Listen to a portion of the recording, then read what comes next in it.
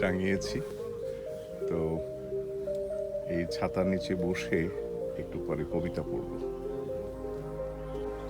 আমরা এর আগের একটা ভিডিওতে দেখিয়েছিলাম যে আমাদের একটি লাউ মাটি ছুঁই ছুঁই করছে। এখন মাটি ছুঁই ছুঁই না, মাটিতে সে রীতিমতো বসে গেছে। বসে গেছে না কি বলবো, দাঁড়িয়ে গেছে। হ্যাঁ, দাঁড়িয়ে পড়েছে মাটিতে। একপাশে একটা কাঁচা কুমড়ো আর এই লাউ। তবে এই লাউ এই দেখার আনন্দের জন্যই রেখে দিয়েছি, এটা আর আমরা খাওয়ার জন্য নিইনি। এরকম দুটো লাউ এই বাগানে শেষ পর্যন্ত থাকলো। তো এই ধরনের লাউ দেখতে যেমন ভালো লাগে, খেতেও খুব ভালো লাগে। এটা ভিয়েতনামের লাউ। আশা করছি আগামীবার এটা আমরা বেশ করব, মানে অনেকগুলো চারা দেব।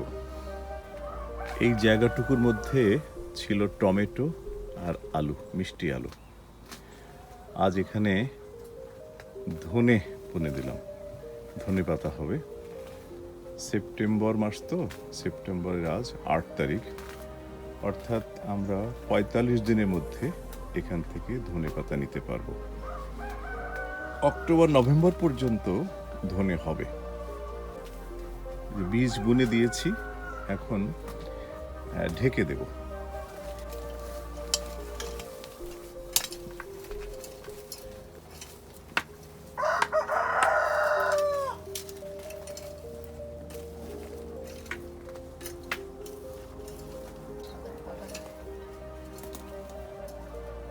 দেখো আলু বের হচ্ছে এখন কয়টা।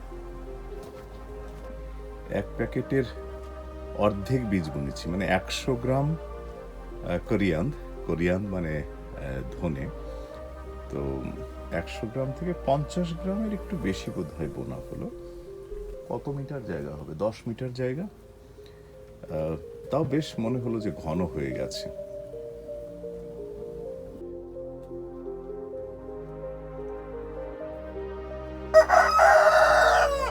এই বাগানেও সন্ধ্যা মালতী লাগিয়ে দিয়েছিল।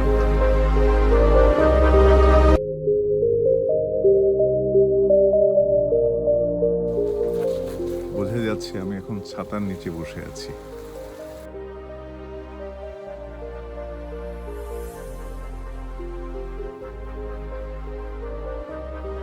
ক্রসে খেয়ে নি, কাজ করতে করতে খিদে লেগে গেল। আমার খুব প্রিয়, একটু মিষ্টি মিষ্টি লাগে। এই তুমি কি গাছে উঠবে নাকি? ভেঙে টেঙে পড়ে যাও না।